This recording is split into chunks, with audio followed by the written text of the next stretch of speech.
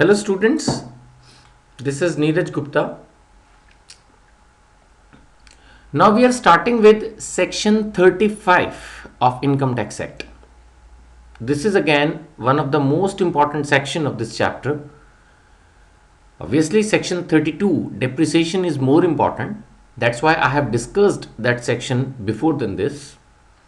But मैंने देखा examinations में सेक्शन 35 पर भी एक पॉइंट टच करने की इनको आदत है, स्पेशली अगर एक फुल फ्लेज क्वेश्चन हो तो, और जिसकी बड़ी हाई प्रोबेबिलिटी रहती है पीजीपी के चैप्टर में कि एक फुल फ्लेज प्रैक्टिकल क्वेश्चन जो है उस पर डाला जाए, और उसमें डेप्रिसिएशन सेक्शन 32 की भी एंट्री होती ही है आमतौर पर, और सेक्शन 35 साइंटिफिक रिसर्च एक्सपेंडिचर के बारे में भी जरूर पूछते हैं। सबसे पहले हम सिस्टमैटिकली पढ़ना शुरू करेंगे कि भाई साइंटिफिक रिसर्च जो है, रिसर्च तो देखो हजारों तरह से होती है, तो इनकम टैक्स एक्ट में कौन सी रिसर्च को जो है वो अलाउ कर रहे हैं, किस तरह से कॉर्पोरेट वर्ल्ड को, कंपनी एसएससी को या नॉन कॉर्पोरेट एसएससी इंडिविजुअल को जो कि बिजनेसमैन है, नेचुरली हम पीजीबीपी पढ़ रहे हैं तो एक आम आदमी क्या रिसर्च कर रहा है, we are not concern, we are only concern with those research which are connected with business, या even if they are not connected with business, if the expenses is being incurred by a businessman. क्योंकि हमने देखना है कि PGBP यानी कि जब business income calculate हो रही है या किसी प्रोफेशनल की इनकम कैलकुलेट होती है तो उसमें से रिसर्च एक्सपेंस जो उसने किया during a particular financial year, उसकी क्या ट्रीटमेंट होने वाली है, that is the subject to be discussed here. तो एक्सपेंडिचर ऑन साइंटिफिक रिसर्च की अगर हम बात करें तो that is covered by section 35 of income tax act. काफ़ी लंबी थ्योरी है इसकी, मेरे को लगता है कम से कम 2 वीडियो में कवर होगी, तो इसमें हम यही करेंगे कि स्लाइड बाय स्लाइड एक एक 2 स्लाइड को ध्यान से पढ़ेंगे, सुनेंगे, समझेंगे और उसके बाद हाथ के हाथ उसको लिखते चलेंगे ब्रीफ में। अब सबसे पहले मैं बात कर रहा हूं कि सेक्शन 43 सबसेक्शन 4 में साइंटिफिक रिसर्च का मीनिंग दिया हुआ है। ये सेक्शन याद करने की बिल्कुल जरूरत नहीं है। तो according to section 43 subsection 4, scientific research means any activity for the extension of knowledge, यानी इन्होंने अपने हिसाब से साइंटिफिक रिसर्च को क्या नाम दिया, एक्सटेंशन ऑफ नॉलेज। किस चीज में जी, in the fields of natural और अप्लाइड साइंस। किस फील्ड में, in the field of natural और applied science including agriculture, animal husbandry, fisheries. Actually agriculture भी कोई छोटी चीज नहीं है, साइंस अगर उसमें भी अप्लाई की जाए, रिसर्च की जाए तो उन्हीं फील्ड से डबल ट्रिपल प्रोडक्शन लिया जा सकता है। तो हर फील्ड को एनकरेज करने के लिए, सो दैट इंडिया इंप्रूव हो, ओवरऑल बिजनेस इंप्रूव हो, गवर्नमेंट ने ये सेक्शन 35 दिया है जिसमें सारे खर्चे अलाउ किए जा रहे हैं for the improvement of the business.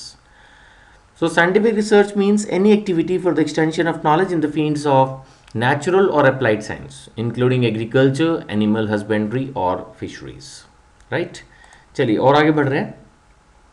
इसके अलावा इन्होंने कहा beside scientific research, donation for research in social sciences, social science को भी इन्होंने कवर करने की कोशिश की है, और साथ में इन्होंने लिया है मार्केटिंग रिसर्च वर्क। जब हम रिसर्च की बात कर रहे हैं तो इसमें इन्होंने मार्केटिंग रिसर्च की भी बात की है, they are also covered by this section. यानी यहां तक पढ़ के मुझे 3 चीजें समझ में आई। एक कि नेचुरल और अप्लाइड साइंस, साइंटिफिक रिसर्च का क्या मीनिंग है वो तो ऑब्वियस है, वो एक जनरल मीनिंग है, उसके ऊपर हम टैक्स लॉ में ना भी डिटेल में जाएं तो चलेगा। फिलहाल बात ये आ रही है समझ में कि नेचुरल और अप्लाइड साइंस जो है इसके अंदर कवर्ड है, इसके अलावा सोशल साइंस इसमें कवर्ड है, और इसमें मार्केटिंग रिसर्च एक्टिविटीज जो है वो कवर्ड है। आगे का जो पैराग्राफ है वो सिर्फ इतना बता रहा है that government intends to provide encouragement. Definitely government तो एनकरेज करना ही चाहती है, ठीक है ना। तो स्पेसिफिक प्रोविजंस जो है वो क्रिएट किए गए, और इसमें जो खर्चे हैं वो 2 तरह से अलाउड होंगे। पहला है इन हाउस एक्सपेंडिचर, यानी जिसमें खर्चे जो है वो एसएससी खुद कर रहा है, एक रिसर्च लैब बनाई हुई है। ये कोई आसान काम नहीं है, साइंटिस्ट को एम्प्लॉय करना और रिसर्च लैब बनाना, तो बड़ी बड़ी कंपनीज ही इसको अफोर्ड कर सकती हैं, इन हाउस रिसर्च। बाकी अगर आप चाहें तो आप जो गवर्नमेंट से अप्रूव्ड एजेंसीज हैं, यूनिवर्सिटीज़ हैं, लैब्स हैं, उनको डोनेशन देके या कंट्रीब्यूशन देके, पैसा देके आप अपने लिए रिसर्च करवा सकते हैं। या जैसे मैंने कहा सोशल साइंस है, तो एक तरह से ये आपने समाज के लिए आपने for the upliftment of the society, betterment of the society आपने कुछ पैसा दिया ताकि रिसर्च हो उन एक्टिविटीज़ पर और ओवरऑल कंट्री प्रोग्रेस करे। तो दो तरह से ये खर्चे हमारे पास आएंगे जो कि हमें स्टडी करने हैं अब सिस्टमैटिकली। एक की इन हाउस रिसर्च जिसमें जैसे मैंने कहा कि एसएससी को खुद खर्चा करना है, और दूसरा है contribution to approved agencies, universities and government labs. ठीक है, तो चलिए यहाँ तक जितना हमने एक दो बातें सीखी उनको अब हम लिख देते हैं, कॉपी लिखना शुरू करते हैं ताकि हमारा काम भी चालू हो। हेडिंग डालिएगा expenditure on scientific research,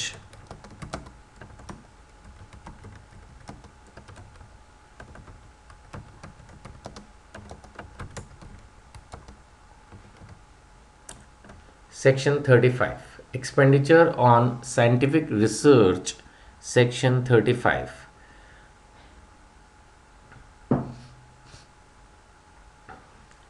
इसके बारे में मैं लिखूंगा, the section allows expenses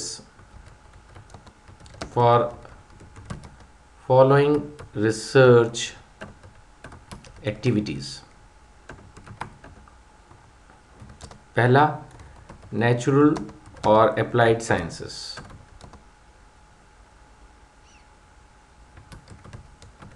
ठीक है ना। दूसरा था हमारा नेचुरल और अप्लाइड साइंसेस के बाद सोशल साइंस। इसमें आगे जाके हम पढ़ते हैं स्टैटिस्टिकल रिसर्च भी अलाउड है, social science and statistical research. और तीसरा हमने पढ़ा मार्केटिंग रिसर्च। तो ये तीन चीजें हमने पढ़ी कि साइंटिफिक रिसर्च की जो हम हेडिंग पढ़ रहे हैं सेक्शन 35, इसमें ये तीन खर्चे जो हैं हमारे को अलाउ किए जा रहे हैं, right. Expenditure on scientific research में सेक्शन 35 में the section allows expenses for the following research activities. ये means the activities in the following fields, natural और applied sciences, social science and statistical research and the marketing research, right. जहां तक सवाल है इसका कि आप कैसे कर सकते हैं, रिसर्च एक्सपेंसेस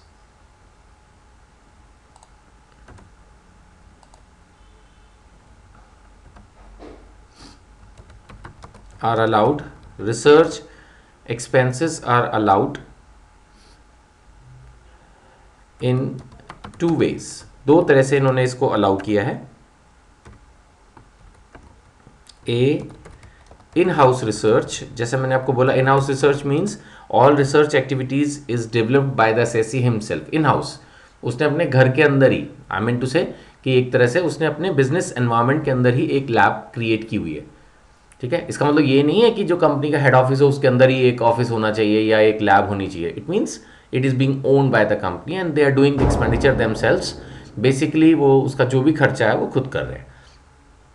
तो दैट्स इन हाउस रिसर्च। और दूसरा इसके अंदर आ जाता है हमारा contribution to research, contribution to, मैं इसको अप्रूव्ड वर्ड लिखूँ क्योंकि हर किसी को देने से होगा नहीं, contribution to approved research labs, universities, agencies, etc। ये इसमें कंसेप्ट है। तो साइंटिफिक रिसर्च का जो भी खर्चा है वो बिल्कुल अलाउड है, और इसमें आप खुद भी रिसर्च कर सकते हैं और अप्रूव्ड एजेंसीज, लैब्स, यूनिवर्सिटीज को कंट्रीब्यूशन भी दे सकते हैं। Both the things are allowed, right. चलिए आगे बढ़ते हैं। Now will see the next portion. As far as the in house research is concern, now to be eligible for deduction the in house research expenses must relate to the business of SSC. That is the first point कि जो expenses हैं वो business से related होने चाहिए, चाहे तो existing business या प्रपोज्ड बिजनेस, राइट। अब जैसे मान लेते हैं कि मेरा पेपर का बिजनेस है। अब पेपर का बिजनेस अगर है तो मैं इलेक्ट्रॉनिक गुड्स पे रिसर्च नहीं कर सकता, मतलब एम बैठे बिठाए कुछ भी रिसर्च नहीं होता। इन हाउस रिसर्च मीन्स जो भी आपका एग्जिस्टिंग बिजनेस है, प्रपोज्ड बिजनेस है, आप उसके लिए खर्चा करेंगे, अगर आपको किसी भी जनरल सब्जेक्ट के ऊपर रिसर्च करनी है which is not in any way connected with your business, then you have to go for the contribution to approved agencies. फिर आप दूसरों को पैसा दीजिए, वो करेंगे। आपको अगर खुद रिसर्च करनी है then you do it with your business, connected with your business, relating to your business. जहां तक एक्सपेंसेस का सवाल है, रेवेन्यू एक्सपेंडिचर 100% अलाउड है। ये तो वैसे अमूमन होता ही है, रिसर्च करनी कोई भी खर्चा, any expenditure relating to business, तो रेवेन्यू एक्सपेंडिचर तो 100% अलाउड होता है। बट जो इंटरेस्टिंग पॉइंट है या मैं कहूंगा एनकरेजिंग पॉइंट है वो ये है कि कैपिटल एक्सपेंडिचर भी 100% अलाउ कर रहे हैं। रेवेन्यू एक्सपेंडिचर तो ये 100% करते ही हैं, वो तो कोई भी कर देते हैं। बट कैपिटल एक्सपेंडिचर तो आपको पता है ना, जैसे मैंने बिल्डिंग ली तो 10% डेप्रिसिएशन रेट, आप सब समझो। अगर मैंने 1 करोड़ की बिल्डिंग बनाई और मैंने अपने बिजनेस के लिए उसको यूज की तो 10% वो भी रिटन डाउन वैल्यू। आप समझते हैं कि 1 करोड़ में फर्स्ट ईयर 10% मतलब 10 लाख, तो नेक्स्ट ईयर 90 लाख का 10% 9 लाख। तो ऐसे ऐसे करके मेरा जो 1 करोड़ का खर्चा उसको अलाउ करने में मेरा आधा जीवन निकाल देंगे। जबकि अगर रिसर्च पर्पस के लिए मैंने वही बिल्डिंग बनाई है, रिसर्च पर्पस के लिए मशीनरी लिया, मशीनरी का भी रेट कितना लो है, 15% है, उसको भी कवर करते करते कितना समय निकल जाएगा, खर्चा तो मेरा आज हो गया, बट उसको डेप्रिसिएशन अलाउ करते करते कितना समय लगा देंगे ये लोग। तो that way capital expenditure research purpose के लिए 100% जो है वो अलाउड है, except on the land. Obviously land पर तो खैर अलाउ नहीं होगा क्योंकि लैंड डज नॉट डेप्रिशिएट, और लैंड की वैल्यू हमेशा अप्रिशिएट ही होती है। तो इसको मैं एक्सेप्ट वाला जो पॉइंट है इसको रेड कर देता हूँ ताकि ये हाईलाइट होकर आपको दिखे कि लैंड के ऊपर जो खर्चा है, except on the expenses incurred on the acquisition of land. तो इन हाउस रिसर्च के बारे में अगर हम पढ़ें तो सबसे पहली बात हमें पता चली कि it must be relating to the business of the SSC. दूसरी बात, रेवेन्यू एक्सपेंडिचर पूरा अलाउड है, कैपिटल एक्सपेंडिचर पूरा अलाउड है एक्सेप्ट ऑन लैंड, राइट।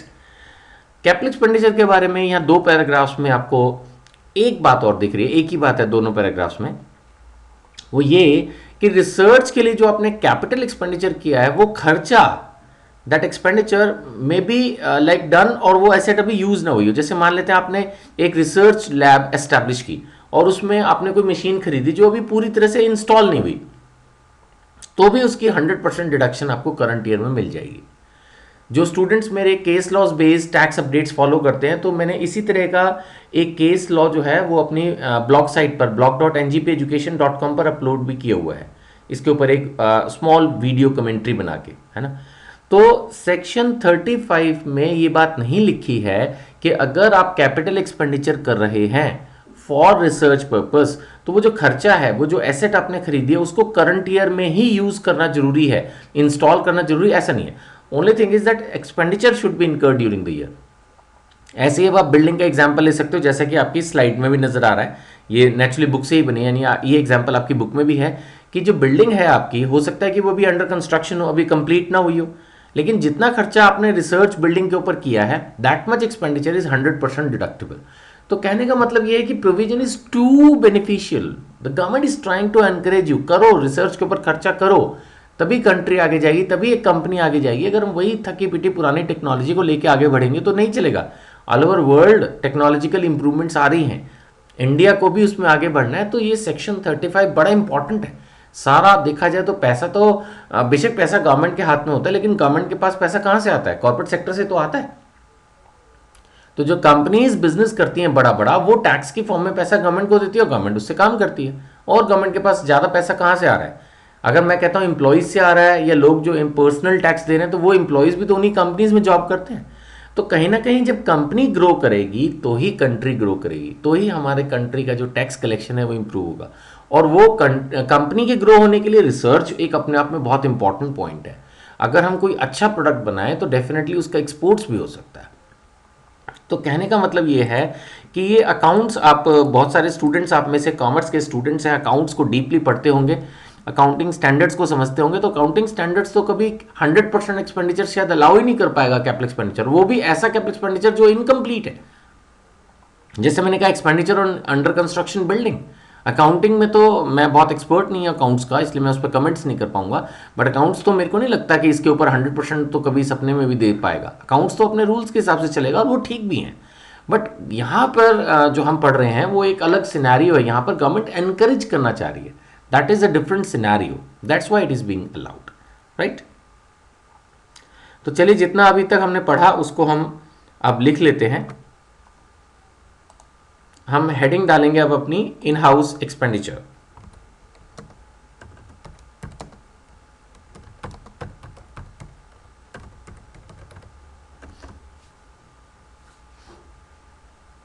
जहां तक सवाल है इन हाउस एक्सपेंडिचर का, इसके अंदर सबसे पहला पॉइंट क्या था? द रिसर्च एक्टिविटीज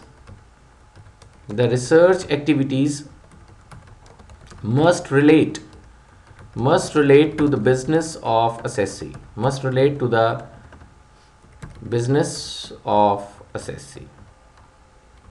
कहने का मतलब है कि जो research activities in house expenditure में की जा रही है वो असेसी के बिजनेस से रिलेटेड होनी चाहिए। दैट इज द रिक्वायरमेंट है। दूसरी बात हमने क्या पढ़ा था कि जो रेवेन्यू एक्सपेंडिचर है, रेवेन्यू एक्सपेंडिचर जो है दैट्स अलाउड 100%। इसमें और इससे ज़्यादा कोई कहानी नहीं है। जहाँ तक सवाल है कैपिटल एक्सपेंडिचर का, तो कैपिटल एक्सपेंडिचर के बारे में हमने पढ़ा अभी कि इट्स अलाउड 100%। कैपिटल एक्सपेंडिचर में भी it's allowed 100% accept on land. जो जमीन खरीदने में हमने खर्च किया होगा उस खर्चे को अलाउ नहीं किया है, बाकी सारा कैपिटल एक्सपेंडिचर 100% अलाउड किया है। और यहाँ पर एक नोट की फॉर्म में हम ले सकते हैं, capital expenditure deduction is allowed. Capital expenditure deduction is allowed even if assets purchased has not been installed, even if assets purchased has not been installed or used in the current year। अगर current year में वो asset अभी हमने install भी नहीं की है, use भी नहीं की है, तब भी वो अलाउ होगी, इसमें कोई प्रॉब्लम नहीं है। अब जिस केस की मैं आपको बात कर रहा था अपलोड की है, उसके अगर हम फैक्ट्स की बात करें तो वहां क्या हुआ था कि करीब 8 करोड़ की मशीन रिसर्च के लिए खरीदी गई थी, जिसमें से करीब 2.5 करोड़ की मशीन करंट ईयर में इंस्टॉल ही नहीं हुई थी, मतलब एज सच ही वो रखी हुई थी, अभी यूज करना उसको शुरू ही नहीं किया था। तो इस बात पे फिर ये इशू आया था कि भाई इसको वेटेड डिडक्शन मिलेगी नहीं मिलेगी। तो ये क्लैरिफाई किया कोर्ट ने डिसीजंस में कि भैया सेक्शन 35 में ये सब रिक्वायरमेंट नहीं है कि जो एसेट खरीदी है वो करंट ईयर में ही पूरी तरह से यूज होगी तभी उस पर डिडक्शन मिलेगी। जो भी बेनिफिट मिलने हैं उसका इस बात से कोई कनेक्शन नहीं है। एसेट खरीद लिया, एक्सपेंडिचर कर दिया है तो डिडक्शन मिलेगी, बात खत्म। ठीक है, तो चलिए यहां तक मेरे ख्याल से आपने लिख भी लिया, समझ भी लिया। Now will go further. Corporate SSC अगर मैन्युफैक्चरिंग सेक्टर में हो, कंपनीज तो सारे काम करती हैं ना, कंपनीज तो सर्विस सेक्टर में भी होती हैं, ट्रेडिंग में भी होती हैं, जैसे एक्सपोर्ट हाउसेज भी हैं, सभी कुछ है। लेकिन अगर कंपनी और मैन्युफैक्चरिंग ये दो एक साथ मिल जाए फैक्टर, यानी कि मैन्युफैक्चरिंग एसएससी जो कि कॉर्पोरेट एसएससी हो, इसको मैं कहूं तो मैन्युफैक्चरिंग कंपनी है ना, सिंप्लीफाइड वर्जन में बोलूं तो अगर कोई मैन्युफैक्चरिंग कंपनी है, कंपनी एसएससी है और मैन्युफैक्चरिंग एक्टिविटीज में, तो बिल्कुल ही बल्ले बल्ले है। वहां तो एनकरेजमेंट इतनी ज्यादा है कि रेवेन्यू एक्सपेंडिचर पे 200% डिडक्शन दे रहे हैं। अमेजिंग, पूरे अकाउंटिंग लॉजिक्स को डिफाई कर जाता है ये सेक्शन। यानी कि अगर रिसर्च एक्टिविटीज कंपनी कर रही है, मैन्युफैक्चरिंग कंपनी कर रही है और वो रेवेन्यू एक्सपेंडिचर में क्या हो गया, जैसे कोई रिसर्च मटेरियल है, इलेक्ट्रिसिटी बिल्स हैं, जो सैलरी है, साइंटिस्ट की सैलरी तो दोगे ना आप, तो वो सारे खर्चे जो है आप दोगे, मान लेते हैं सारे साल में मान लेते हैं 50 लाख और आप डेबिट करोगे 1 करोड़, 200% डिडक्शन है, डबल। तो ऐसे में आप इनकम टैक्स पर्पस के लिए जो P&L बनाओगे उसमें डबल अमाउंट डेबिट कर सकते हो, यानी जो आपका वाउचर है, एक्चुअल एक्सपेंडिचर है, उससे डबल अमाउंट। और मजे की बात है इवन कैपिटल एक्सपेंडिचर पे भी 200% अलाउ किया है, स्पेशली ऑन द मशीन्स, क्योंकि इन्होंने कह दिया बिल्डिंग पर हम 100% ही अलाउ करेंगे और लैंड पर हम अलाउ नहीं करेंगे। ठीक है, सो जो मैन्युफैक्चरिंग सेक्टर में कंपनीज एंगेज्ड हैं उनको बहुत बेनिफिशियल प्रोविजन दिया है। जैसे मैंने कहा, revenue expenditure 200%, capital expenditure 200%, but on building it's 100% and on land it's 0%, right. लेकिन इसमें कुछ कंडीशंस हैं, वो ये, एक तो कंपनी हो, मैन्युफैक्चरिंग में हो, वो बात तो हो ही गई है। साथ में उन्होंने कहा है कि आपने 11th schedule of income tax act में ना कुछ नॉन प्रायोरिटी आइटम्स लिखी हुई हैं, उनकी मैन्युफैक्चरिंग नहीं करनी। यानी you can say this is one of the requirement for the company that they should not engage in the manufacturing of non priority items, ठीक है ना। उसकी लिस्ट आपको बुक्स में दी, आप पढ़ सकते हैं, मैं भी अभी आपको इसमें से रीड करके बताता हूँ, बट जो मेन पॉइंट है, जो मेन एग्जाम्पल्स हैं जिनको आप याद रख लीजिए, वो आपको खुद ही याद भी आ जाएंगे। नॉन प्रायोरिटी आइटम्स आप खुद सोच सकते हैं, like beer, wine, alcoholic materials, cosmetics, है ना। ये जितने भी चीज़ें हैं इस तरह की, सिगरेट्स, तंबाकू, बीड़ी, ये इस तरह की आइटम्स जो हैं वो नॉन प्रायोरिटी आइटम्स में हैं। और भी उसमें कुछ चीज़ें हैं जो आपको लगेगा शायद कि इसको नॉन प्रायोरिटी में क्यों दिया हुआ, वो शायद थोड़ा सा लग्जरी के एंगल से, जैसे चॉकलेट्स है, वो नॉन प्रायोरिटी के साथ साथ उसको डिस्करेज नहीं करे, लेकिन वो लग्जरी टाइप आइटम है। तो इस तरह की चीज़ों की मैन्युफैक्चरिंग पे जो है वो गवर्नमेंट एनकरेज नहीं कर रही है। सो दैट वे वहां पर अगर इस प्रोविजन में कवर नहीं होगा तो इसका मतलब ये नहीं है कि इस तरह की कंपनीज अगर रिसर्च करेंगी तो उनको डिडक्शन नहीं मिलेगी, उनको फिर नॉर्मल प्रोविजन में तो मिल ही जाएगी ना, 100% वाला जो हम पढ़ के आए हैं अभी। ध्यान से समझिएगा, नहीं तो उसमें अच्छे अच्छे बच्चे जो है घूम जाएंगे। ध्यान से सुनिए जो मैं बोल रहा हूं। मैं आपको ये बोल रहा हूं कि 200% ये बेनिफिट लेने के लिए जरूरी है कि कंपनी हो, मैन्युफैक्चरिंग हो, और नॉन प्रायोरिटी आइटम्स की मैन्युफैक्चरिंग ना हो। अब सपोज कोई बंदा कंपनी ना हो, मैन्युफैक्चरिंग हो, तो नॉर्मल प्रोविजन तो मिलेगा ना, 100% वाला जो भी हम पढ़ के आए हैं। ऐसे मान लेते कंपनी है, मैन्युफैक्चरिंग है, लेकिन नॉन प्रायोरिटी आइटम्स है, सपोज चॉकलेट्स मैन्युफैक्चर कर रही है ना, या सिगरेट्स मैन्युफैक्चरिंग में है, तो आप बोलेंगे कि यहाँ कवर नहीं है। यहाँ कवर नहीं है का मतलब ये नहीं कि उनको डिडक्शन ही नहीं मिलेगी। जो 100% नॉर्मल डिडक्शन मिल रही थी वहां तो कोई कंडीशन नहीं पड़ी ना, वहां तो बस इतना था, it must relate to the business of the SSC. तो उस वाले प्रोविजन में जो भी हमने पढ़ के लिख के खत्म किया वहां तो डिडक्शन मिल ही जाएगी, राइट। बाकी it should be approved by the prescribed authority, वो तो फिर रूटीन में रहता ही है पॉइंट। और ये भी इन्होंने क्लियर किया है कि कोई भी एसेट जिस पे सेक्शन 35 आपने ले लिया उस पर डेप्रिसिएशन अलाउ नहीं होगा, दैट्स वेरी ऑब्वियस, ठीक है। मैं एक बार आपको लिस्ट दिखा देता हूँ, वैसे आपकी बुक्स में भी है।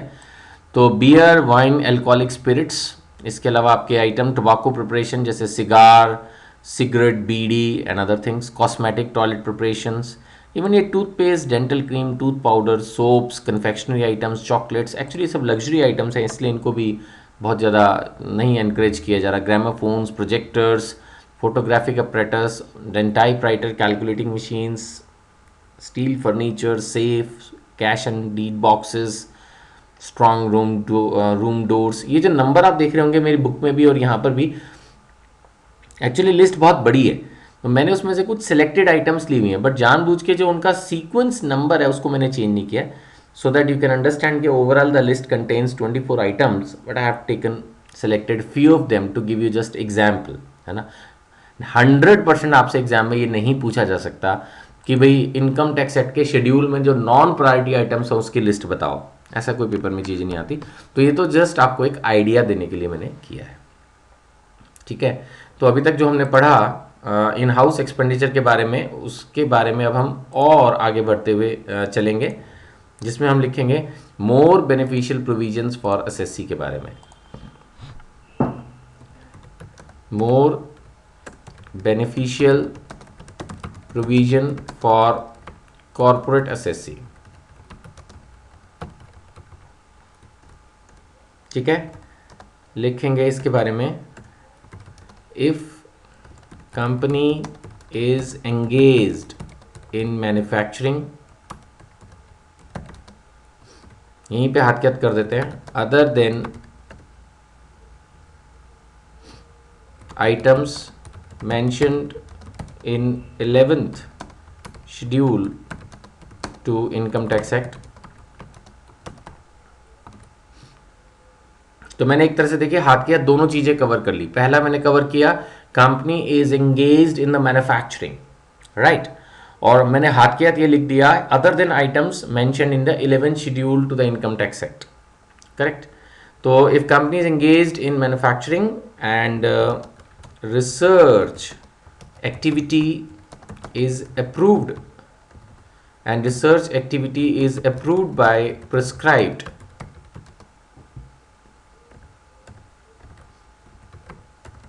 and research activities approved by the prescribed government authority,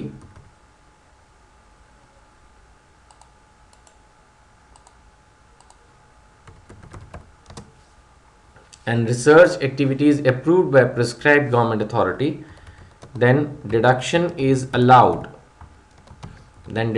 is allowed in the following manner। फिर आपको जैसे मैं अब लिख रहा हूँ वैसे डिडक्शन मिलेगी, वैसे मैं पढ़ा चुका हूँ जो लिखने वाला हूँ।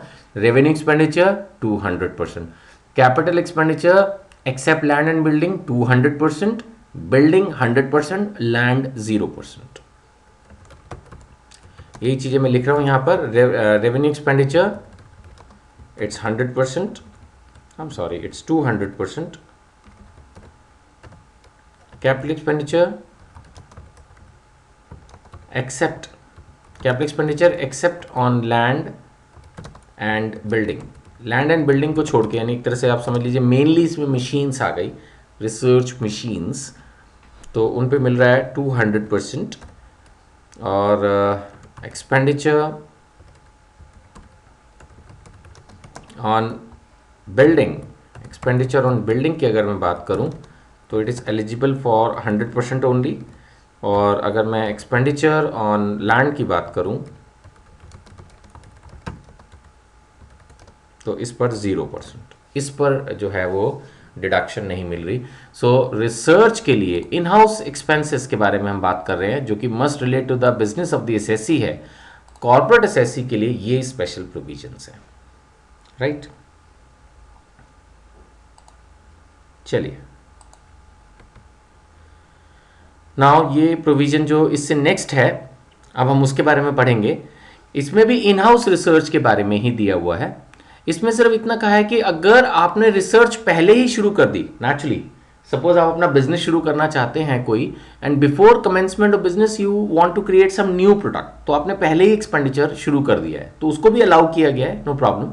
But obviously the expenditure will be deductible in the year of commencement, means from the commencement year, उस साल में अलाउ होगा in the year of commencement of business. और पिछले 3 साल के खर्चे लेकिन इन्होंने मैक्सिमम कवर किए। जहां तक सवाल है रेवेन्यू एक्सपेंडिचर का, तो रेवेन्यू एक्सपेंडिचर में सिर्फ 2 ही चीजें अलाउ कर रहे हैं, एक तो रिसर्च मटेरियल और एक salary to the staff. Salary to the staff में भी ये परक्विजिट्स को मना कर रहे हैं। पता नहीं क्या सोच है इनकी। ये मेरे ख्याल से सोच रहे होंगे कि भैया पहले जो बम बम बना रहे हो या जो भी बना रहे हो पहले उसको बना लो, फिर फैसिलिटीज मिलेंगी तुमको। बड़ा यही अजीब बातें होती हैं, कई चीज़ें तो फ्रैंकली मेरे दिमाग के ऊपर से निकल जाती हैं। क्या लॉजिक से प्रोविजंस क्रिएट करते हैं, इतना अच्छा लिखते लिखते बैठे बैठे इनके दिमाग में कुछ होता रहता है। अरे भैया अगर रिसर्च आप अलाउ कर रहे हो, रिसर्च एक्सपेंसेस अलाउ कर रहे हो, सैलरी, तो फिर उसको परक्विजिट्स में क्या तकलीफ है? वही चीज़ अलाउंस की फॉर्म में दे दें तो अलाउड है। HRA हाउस रेंट अलाउंस दे दें अलाउड है, RFA नहीं देना, कोई लॉजिक है? खैर I am not too big कि मैं इन चीज़ों पे कमेंट करूं, बेटर है हम अपना फोकस बनाएं समझने में कि क्या है लॉ इस समय। तो लॉ ये है कि जो पिछले 3 साल के हमारे खर्चे हैं उसमें अलाउंसेस अलाउड है, सैलरी अलाउड है, बेनिफिट्स अलाउड है, लेकिन परक्विजिट्स की डेफिनेशन में जो कुछ आएगा, हम सैलरी का चैप्टर पढ़ चुके हैं, तो वो परक्विजिट्स की डेफिनेशन में जो कुछ आएगा वो अलाउड नहीं है, means the company should not allow. तो ये 2 रेवेन्यू एक्सपेंडिचर अलाउड है जब होगा, और इसमें आपको अपना खर्चा जो है वो सर्टिफाई भी करवाना होगा गवर्नमेंट अथॉरिटी से। जहां तक कैपिटल एक्सपेंडिचर का सवाल है उसमें लैंड को छोड़ के बाकी का सारा खर्चा अलाउड है, ठीक है। तो चलिए इस पॉइंट को भी लिख लेते हैं, ज़्यादा कोई इसमें बड़ी चीज़ नहीं है, ये सिंपल पिछले 3 सालों के खर्चों की बात कर रहा है। ये है एक्सपेंसेस, हेडिंग डालिएगा expenses incurred prior to commencement of business. याद रखना मैं इस समय इन हाउस रिसर्च के बारे में ही बात कर रहा हूं। Expenses incurred prior to commencement of business, मैं इसको क्लेरिफाई भी कर दूं, relating to in house research expenses, ये उसी से रिलेटेड हम डिस्कशन कर रहे हैं। It's relating to in house research expenses. तो जो बिजनेस शुरू होने से पहले खर्चे किए हैं, इसमें मैं ये भी क्लैरिफाई कर देता हूं कि maximum last 3 years expenses allowed, maximum last 3 years expenses allowed, and deduction is available in the year of commencement of business। यानी अगर सपोज हम 2-3 साल से रिसर्च कर रहे थे तो वो सारा खर्चा एक साथ एक पहले साल में ही अलाउड हो जाएगा। So deduction is available in the year of commencement of business, जिस साल हमने बिजनेस शुरू किया उस साल अलाउड हो जाएगा। यहाँ तक रेवेन्यू एक्सपेंडिचर का अलाउड है, रेवेन्यू एक्सपेंडिचर इट्स अलाउड, इसमें भी 100% डिडक्शन है। बट ऑन रिसर्च मटेरियल, इसमें स्पेसिफिक है, सिर्फ दो ही खर्चे अलाउड है, on research material plus salary to research staff.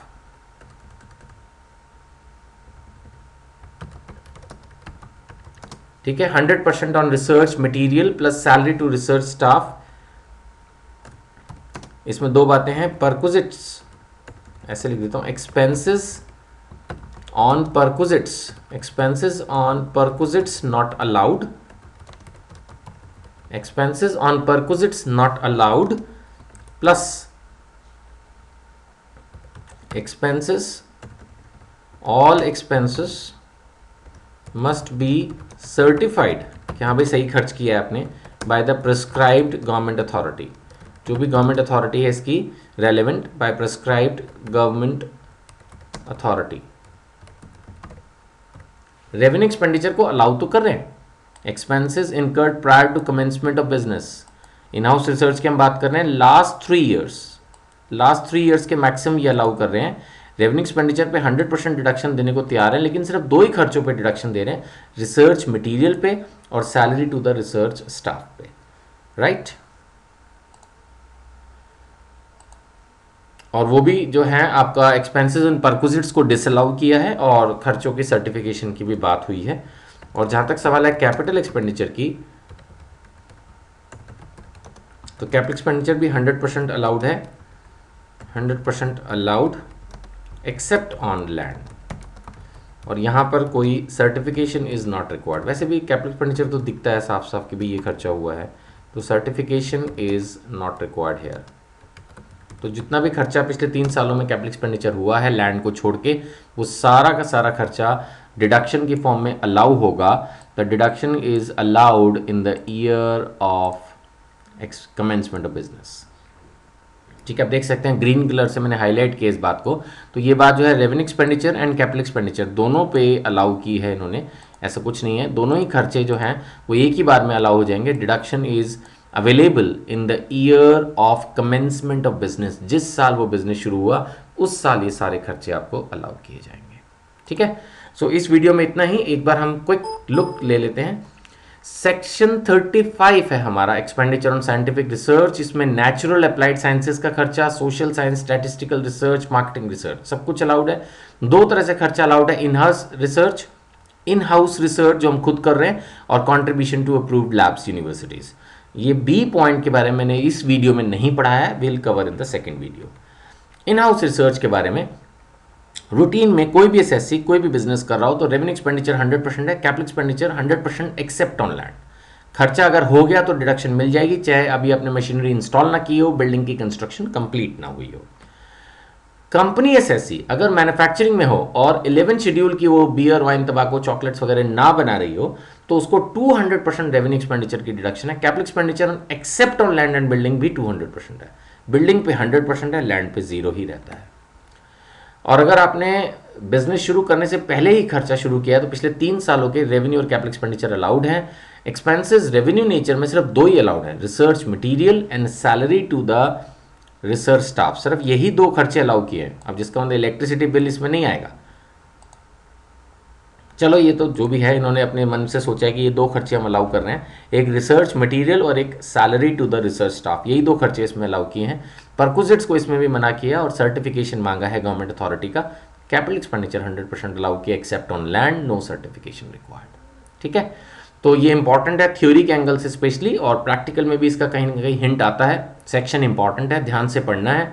और नेक्स्ट वीडियो में आगे कंटिन्यू करेंगे जिसमें हम पढ़ेंगे the contribution to approved labs universities वगैरह के बारे में। Thank you.